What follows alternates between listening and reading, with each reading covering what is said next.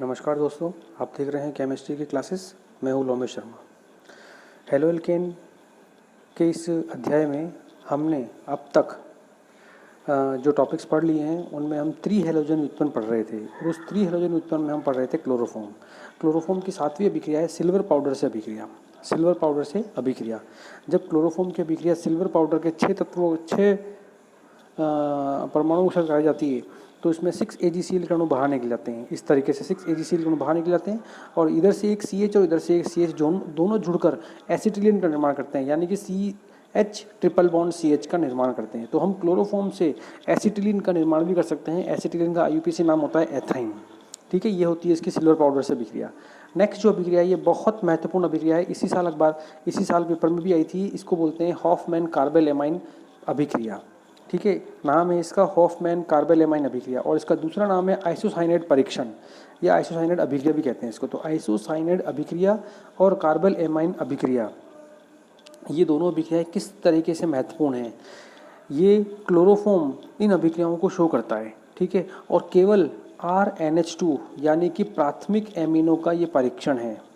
प्राथमिक एमीन ही इन अभिक्रियाओं को प्रदर्शित करते हैं, द्वितीयक और तृतीयक एमीन इन अभिक्रियाओं को प्रदर्शित नहीं करते हैं। ठीक है, तो ये प्राथमिक एमिनों का एक परीक्षण है, RNH2 न कि RNH3। ठीक है, तो देखो इस अभिक्रिया में क्या होता है।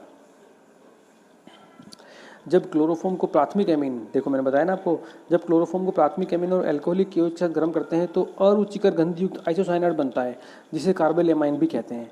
बहुत ज़्यादा फाउल स्मेल होती है, अरुचिकर गंध होती है, जिससे वॉमिट भी हो जाती है, बहुत ज़्यादा बदबूदार गंध आती है, और वो होता है तत्व, वो जो यौगिक है वो है आइसोसाइनाइड। इस आइसोसाइनाइड के बनने के कारण इस अभिक्रिया को आइसोसाइनाइड अभिक्रिया या आइसोसाइनाइड परीक्षण भी कहते हैं। ठीक है, ये अभिक्रिया क्लोरोफॉर्म का परीक्षण है। 12वीं में इन अभिक्रियाओं को कराया जाता है, लेकिन लैब में क्लोरोफॉर्म हम उपलब्ध नहीं कराते हैं क्योंकि ये विषैला होता है, साथ साथ इससे बेहोशी आती है।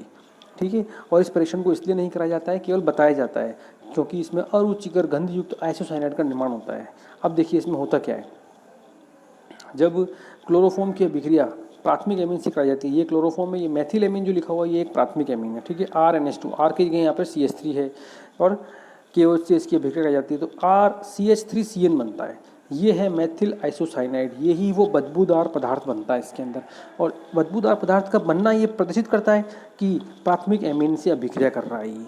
ठीक है, अगर हमने इस प्राथमिक एमीन के स्थान पर एनिलीन ले लिया, ये प्रथम अभिक्रिया है इसकी और ये द्वितीय अभिक्रिया है इसकी, तो इसकी जगह हमने एनिलीन ले लिया। एनिलीन भी एक प्राथमिक एमीन है, मेथिल एमीन भी एक प्राथमिक एमीन है, हमने इन दोनों को लिया। अब हम इन दोनों की अभिक्रिया जब क्लोरोफॉर्म से और KOH से कराते हैं तो यहाँ पर C6H5CN बनता है। जैसे ऊपर CH3NC बन रहा था, ऐसे ही यहाँ पर C6H5NC बनता है।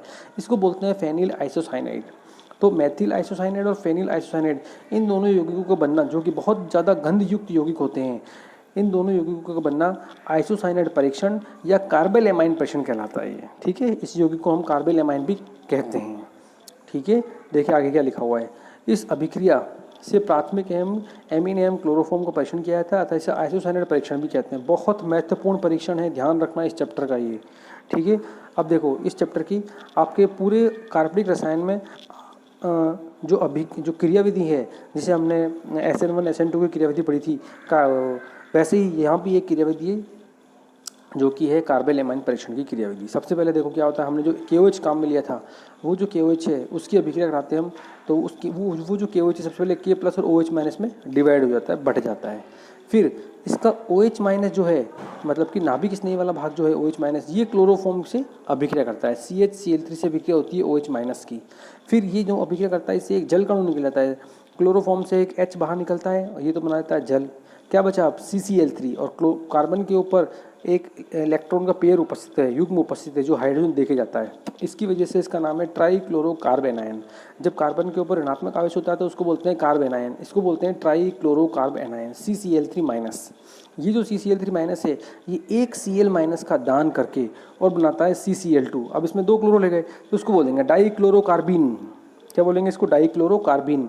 कार्बिन का मतलब वो होता है, देखो कार्बेनायन का मतलब है कार्बन के ऊपर ऋणावेश, कार्बिन का मतलब है कार्बन के पास में एक युग्मित इलेक्ट्रॉन का होना, तो इसको बोलते हैं डाईक्लोरोकार्बिन।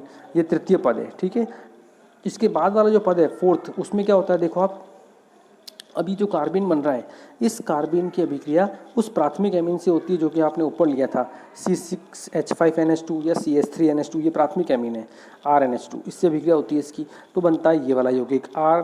देखो इसमें क्या हो रहा है, N और C के मध्य में बंध बन रहा है, ठीक है, N और C के मध्य में बंध बन रहा है यहाँ पर, तो ये एक बंध बन गया। अब N हमेशा 3 बंध बनाता है, लेकिन यहाँ पर N बना रहा है 4 बंध, तो इसके ऊपर आ जाता है प्लस आवेश, ठीक है, और कार्बन के ऊपर ऋण आवेश पहले से था ही, ठीक है। इस प्रकार से जब इसकी अभिक्रिया फिर से KOH के 2 अणुओं से होती है तो इसमें RNC यौगिक बनता है, इसको बोलते हैं एल्किल आइसोसाइनाइड। जैसे ऊपर बना था मेथिल आइसोसाइनाइड, फेनिल आइसोसाइनाइड, तो इसका नाम है एल्किल आइसोसाइनाइड, ठीक है। ये जो यौगिक है ये बहुत ज़्यादा बदबूदार होता है। ये इस अभिक्रिया की क्रियाविधि है। अगर परीक्षा में क्रियाविधि पूछते हैं तो आपको ये 4 पदों वाली क्रियाविधि लिखनी है, प्रथम, द्वितीय, तृतीय और चतुर्थ पद, इस तरीके से आपको समझाना है। देखो RNC जो ये है, इस RNC के अंदर RN दो, तो इसके अंदर क्या उपस्थित है, उप सहसंयोजक बंध, और एक इसके अंदर क्या उपस्थित है, उप सहसंयोजक बंध। 2 सहसंयोजक बंध है और एक उप सहसंयोजक बंध है, जिसको तीर के निशान से दर्शाया गया है, ठीक है। इसके बाद में एक और नाम वाली अभिक्रिया आती है जिसका नाम है राइमर-टिमान अभिक्रिया। क्या नाम है इसका, राइमर-टिमान अभिक्रिया। ये भी क्लोरोफॉर्म दर्शाता है। क्लोरोफॉर्म और फिनोल क्यों एल्कोहलिक क्यों साथ गर्म किया जाता है तो सैलिसिल एल्डिहाइड बनता है, एक यौगिक है जिसको बोलते हैं हम सैलिसिल एल्डिहाइड। देखो क्लोरोफॉर्म की अभिक्रिया किससे होती है, ये क्लोरोफॉर्म है, और एल्कोहलिक KOH है, इसकी अभिक्रिया फिनोल से कराई जाती है। इन तीनों की अभिक्रिया से फॉर्म्युलीकरण अभिक्रिया होती है और यौगिक बनता है सैलिसिल एल्डिहाइड। सैलिसिल एल्डिहाइड उसको बोलते हैं जब फिनोल की ऑर्थो स्थिति पर एल्डिहाइड समूह आ जाए। फिनोल की ऑर्थो स्थिति पर क्या आ गया, एल्डिहाइड समूह आ गया, ठीक है, इसको बोलते हैं हम सैलिसिल एल्डिहाइड। तो राइमर-टिमान अभिक्रिया से सैलिसिल एल्डिहाइड बनता है। क्या लिखा हुआ इसके अंदर देखो आप, यह अभिक्रिया फिनोल की इलेक्ट्रॉन स्नेह प्रतिस्थापन अभिक्रिया है और डाइक्लोरोकार्बन मुक्त क्लोरो मुक्त मूलक इलेक्ट्रॉन स्नेह का काम करता है। यहाँ पर CCl2 बनता है। देखो इस अभिक्रिया की क्रियाविधि अपने कोर्स में नहीं है, अगर इसका अभिक्रिया की क्रियाविधि होती तो वहाँ पर आपको ये CCl2 नजर आता, ठीक है। नेक्स्ट जो अभिक्रिया है वो है एल्किनो के साथ योग। परोक्साइड की उपस्थिति में क्लोरोफॉर्म एल्किनो के साथ मार्कोनिकॉफ नियम से विपरीत योग करते हैं। मतलब क्या हो गया, एंटी मार्कोनिकॉफ परोक्साइड प्रभाव दर्शाते हैं, वो ये लिखा हुआ देखो परोक्साइड। तो CH3 CH2 CH double bond CH2, ये क्या है, डबल बॉन्ड है ना, द्विबंधु युक्त यौगिक। इसकी अभिक्रिया आपने करा दी क्लोरोफॉर्म से CHCl3 से, थोड़ा इस टाइप से लिखा हुआ है, इसको H पहले लिखा हुआ है, ठीक है। तो क्या होगा देखो CH3 CH CH2 CH2 CCl3, मतलब कि क्या हुआ, एक हाइड्रोजन हट के इधर आ गया, इस वाले CH पे आ गया, तो ये तो हो गया CH2 और बाकी का पार्ट से जुड़ गया। इसको बोलते हैं 111 ट्राइक्लोरोपेंटेन, ये है इसकी अभिक्रिया। इस प्रकार से हमने क्लोरोफॉर्म की सभी अभिक्रियाएं पढ़ ली हैं। क्लोरोफॉर्म के जो उपयोग हैं वो भी आप देख लीजिए, निश्चितक के रूप में उपयोगी है, विलायक के रूप में, प्रयोगशाला अभिक्रमक के रूप में, रोगाणुनाशक के रूप में भी इसका उपयोग है। हमने 2 चीज़ ऊपर पढ़ी थी, क्लोरोपिक्रिन और क्लोरिटोन, है ना, युद्ध गैस, और उसके बारे में पढ़ा था हमने। तो क्लोरोपिक्रिन और क्लोरिटोन के रूप में भी क्लोरोफॉर्म का उपयोग किया जाता है। इस प्रकार से आपके क्लोरोफॉर्म वाला जो टॉपिक है ये पूरा हो चुका है। अब हम पढ़ते हैं नेक्स्ट टॉपिक है आयोडोफॉर्म, ठीक है। आयोडोफॉर्म क्लोरोफॉर्म की तरह ही वो यौगिक है जिसके अंदर 3 हैलोजन समूह उपस्थित है, I3, जैसे क्लोरोफॉर्म में थे Cl3। इसको बोलते हैं ट्राई आयोडोमेथेन, इसको बोलते हैं ट्राई आयोडोमेथेन, है ना, 3 आयोडोन ग्रुप है। विरचन की विधि वही हेलोफॉर्म अभिक्रिया जो आपने क्लोरोफॉर्म पढ़ी थी, वही की वही हेलोफॉर्म अभिक्रिया। यहाँ पर भी देखो क्या हो रहा है, इसके अंदर NaOH की अभिक्रिया होती है I2 के साथ में। तो पहले बनता है सोडियम हाइपोआयोडाइड, वहाँ बन रहा था सोडियम हाइपोक्लोराइट, यहाँ बन रहा है सोडियम हाइपोआयोडाइट।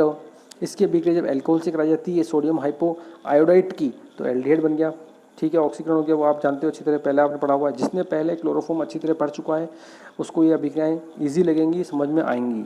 फिर CH3 CH2 की अभिक्रिया NaOH से वापस अधिक से कराई, यहाँ 3NaO आई है, तो यहाँ पर क्या बना देखो, आयोडल, मतलब कि ट्राइओडो एसिटोल। इसके 3 H3 तीनों I3 से रिप्लेस हो गए, जैसे कि वहाँ पर Cl3 से रिप्लेस हुए थे, इस तरीके से। और इसकी लास्ट में NaOH से अभिक्रिया होती है तो आयोडोफॉर्म बनता है। ये है आपके आयोडोफॉर्म अभिक्रिया। वो थी क्लोरोफॉर्म अभिक्रिया, दोनों को मिला के बोलते हैं हेलोफॉर्म अभिक्रिया। तो CH3 CI3 CHO की अभिक्रिया, आयोडल की अभिक्रिया NaOH से होती है, लास्ट में कास्टिक पोटाश से होती है, तो ये बनता है आयोडोफॉर्म। ये 3-4 पदों में पूरी हो गई हेलोफॉर्म अभिक्रिया इसकी, ठीक है।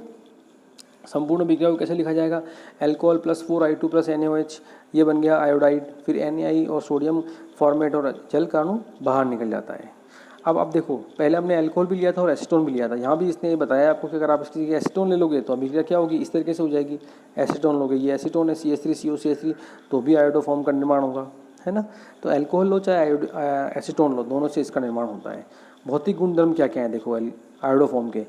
जब आप भौतिक गुणधर्म पढ़ोगे आयोडोफॉर्म के तो आपको थोड़ा थोड़ा क्लोरोफॉर्म के भी थोड़े बहुत दिमाग में आने चाहिए। आयोडोफॉर्म पीले रंग का ठोस होता है, जबकि क्लोरोफॉर्म क्या था, द्रव था। यह जल में अविलय लेकिन अल्कोहल, ईथर और क्लोरोफॉर्म इत्यादि में विलय होता है। यह क्लोरोफॉर्म से अधिक क्रियाशील होता है और सामान्य ताप पर भी अपघटित होकर आयोडीन देता है। आयोडीन के अणु बाहर निकाल देता है। ये आयोडोफॉर्म का गलनांक कितना होता है, 392 केल्विन। रासायनिक गुणधर्म, अब देखो आयोडोफॉर्म जो है, आयोडोफॉर्म का अधिकांश अभिक्रियाएं क्लोरोफॉर्म के समान ही हैं। शुद्ध क्लोरोफॉर्म AgNO3 विलयन के साथ AgCl का अवक्षेप नहीं देता है, परंतु आयोडोफॉर्म AgNO3 विलयन के साथ AgI का पीला अवक्षेप दे देता है, क्योंकि आयोडोफॉर्म अपघटित होकर आसानी से आयोडीन मुक्त करता है। ये भी एक अच्छी बात बता रखी है यहाँ पर। क्लोरोफॉर्म की अपन ने शुद्धता की जाँच की थी तो उसमें अपन ने सिल्वर नाइट्रेट डाला था, तो अशुद्ध होगा तो उसमें HCl की उपस्थिति के कारण वो श्वेत अवक्षेप देता था HCl का, AgCl का। लेकिन आयोडोफॉर्म शुद्ध है तो भी वो AgNO3 से अभिक्रिया करके AgI का अवक्षेप दे रहा है, पीला अवक्षेप, क्योंकि वो अपने आप कमरे के ताप पर विघटित होकर आयोडीन मुक्त कर देता है। और यही जो आयोडीन है ये Ag से अभिक्रिया करके AgI का पीला अवक्षेप बनाती है। आई बात समझ में आपको? इस तरीके से ये इसकी अभिक्रिया होती है। अब आप इसके बाद में देखिए आयोडोफॉर्म की कुछ अभिक्रियाएँ बता रखी है जो क्लोरोफॉर्म से मैच करती हैं। ठीक है, ये बुक में इसको ऐसे ही बता रखा है, क्योंकि इसकी अभिक्रियाएँ सारी किससे मैच कर रही थी, क्लोरोफॉर्म से मैच कर रही थी, इसलिए इसको इस तरीके से फ्लो चार्ट बना के बता दिया। क्या क्या बताया देखो आप इसके अंदर कि आयोडोफॉर्म की अभिक्रिया, आयोडोफॉर्म का अपचयन करने पर CH2I2 बनता है। एल्कोहलिक KOH से अभिक्रिया कराने पर HCOOH मतलब कि फॉर्मिकल बनता है। आयोडोफॉर्म को गर्म करने पर आयोडीन की बैंगनी वाष्प निकलती है, ये अपन जानते हैं, चित्र अपने पीछे पढ़ा भी। ये कौन सी अभिक्रिया मुझे कौन बताएगा कि आयोडोफॉर्म की अभिक्रिया प्राथमिक एमीन से और एल्कोहलिक KOH से कराते हैं तो आइसोसाइनेट बनता है। हो सकता है कुछ विद्यार्थियों को याद आ गया, ये है आइसोसाइनाइड परीक्षण, जो कि क्लोरोफॉर्म ने भी दर्शाया था ऊपर, जिसको हमने कार्बिलेमाइन परीक्षण का नाम भी दिया था। सिल्वर से अभिक्रिया करके क्या बना था, एसिटिलीन, इसने क्लोरोफॉर्म ने भी यही बनाया था। AgNO3 से अभिक्रिया करके पीला अवक्षेप देता है। वेरी गुड, ये सारी अभिक्रियाएं आपको याद करनी है। अब देखो आयोडोफॉर्म जो है ना, ये पूतिरोधी और रोगाणुनाशक के रूप में काम करता है, मतलब कि एंटीसेप्टिक का काम करता है। ठीक है, हमारे कभी विद्यार्थी तो एक ब्राउन कलर का एक द्रव डिस्पेंसरी में या हॉस्पिटल में लगाया जाता है अपनी चोट वाले स्थान पर। ठीक है, तो उसको बोलते हैं एंटीसेप्टिक पदार्थ या पूतिरोधी हिंदी में बोलते हैं। और रोगाणुनाशक होता है, ये डिसइंफेक्टेंट के रूप में भी काम करता है। ठीक है, इस प्रकार से आपने अभी क्लोरोफॉर्म के साथ आयोडोफॉर्म का भी निर्माण, भौतिक गुणधर्म, विवेचन की विधियाँ पढ़ी हैं। ओके।